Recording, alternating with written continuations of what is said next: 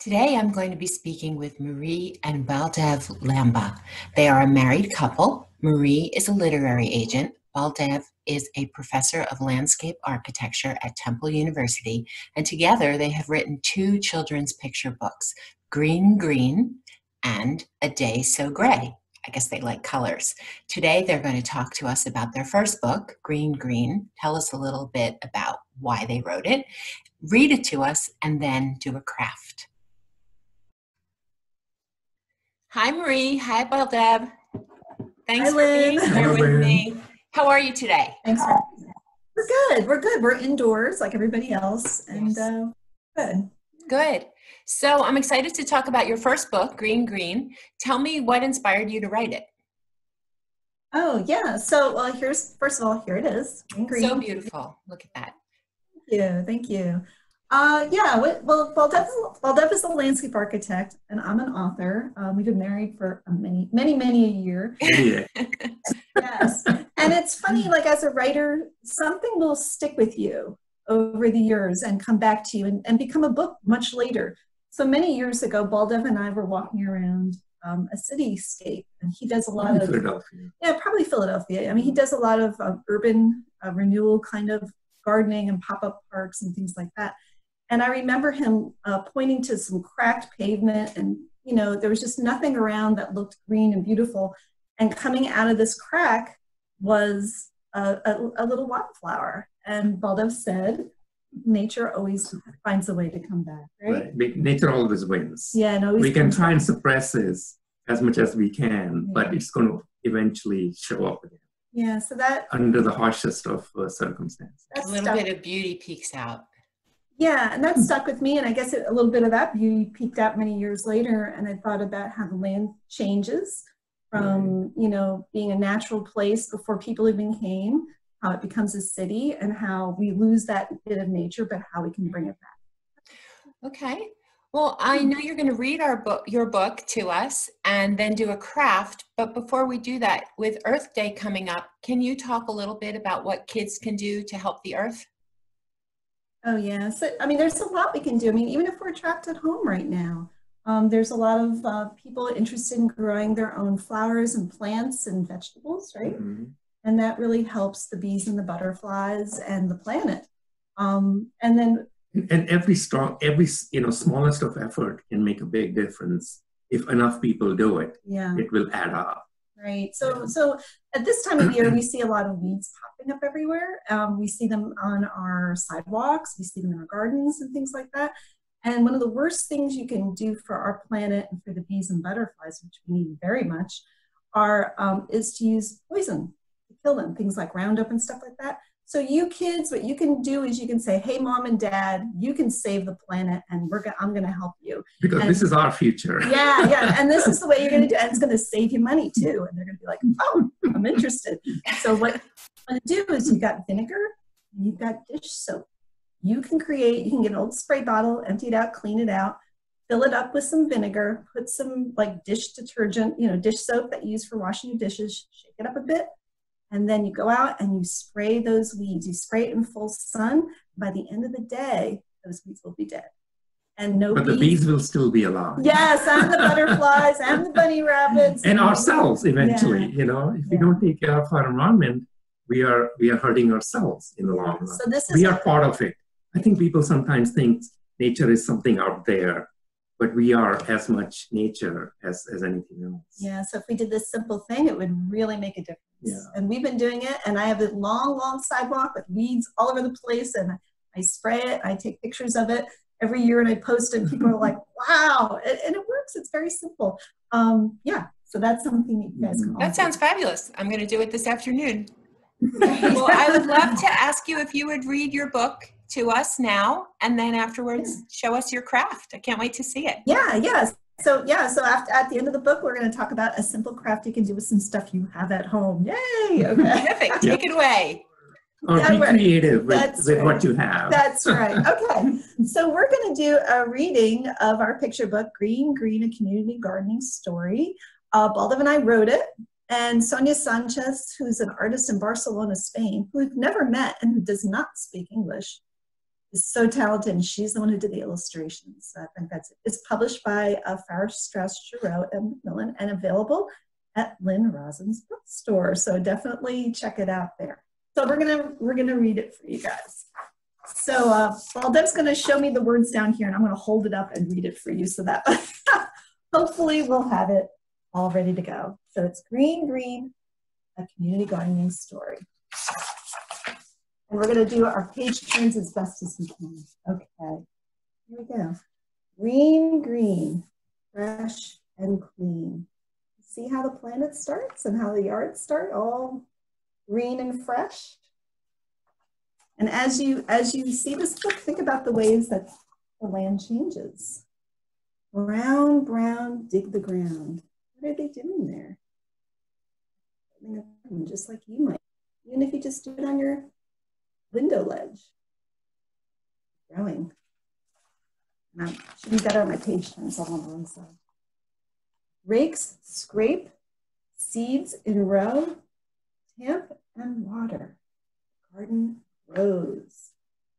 See the work that's going on? But look, things are growing. It's a lot of fun to garden.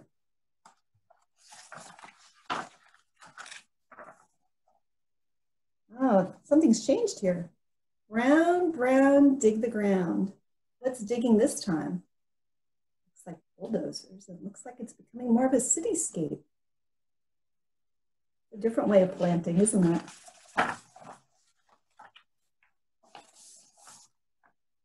All right. Dozers lift, concrete flows, stone and metal. The city grows.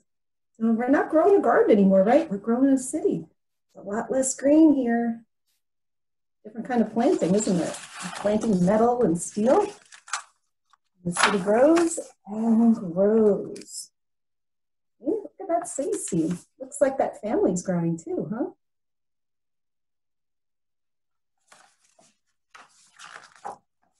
Now what do we have? Green, green in between. Not as much green. You see it? There's some on the window ledges. There's a little piece of grass on the side near the buildings. Not much. The land's changing, huh? Squirrel gray, pigeon blue, weeds and wildflowers. Litter too. So there's that piece of land, and it's changed too. It's not all green and lovely. There's a lot of garbage there. What can they do about it? Well, somebody has an idea. That little girl with the shovel, she says, brown, brown, dig the ground. She's asking everybody, can we do something with that land? What do you think? Well, I think the adults are into it. Brown, brown, dig the ground, they say. Look at all the work that goes on. They have to clear out the garbage. They're planting, digging. It looks like fun too. So, wow, look at the land changing. Lift and clear, shovel rows, working together. Garden grows. Wow, there's a lot of change there, huh? Grows. Wow, look at all that. So much green, so pretty. Plants, flowers, fun things to do. And it grows. Wow, check it out. This is that same piece of land. Remember, it had all weeds and garbage. Now look at it. Full of plants, things that you can grow and eat, swings, vegetables. Yeah. Now what are you going to do? Green, green. Keep it clean. So it's not enough to just plant it. You've got to take care of it. And now look, we have a beautiful place to get together and to look at and to enjoy. And the bees and the butterflies enjoy it too. Birds. And the birds. And at the end of the book, we have a whole bunch of tips about how to make your world more green, green, and how to help the bees and butterflies, which we talked about a little bit, but there's more here. So, so now hopefully you're inspired and feeling all outdoorsy and naturey, right? We actually have a little craft that I think you can do at home with stuff you have. So what do you need?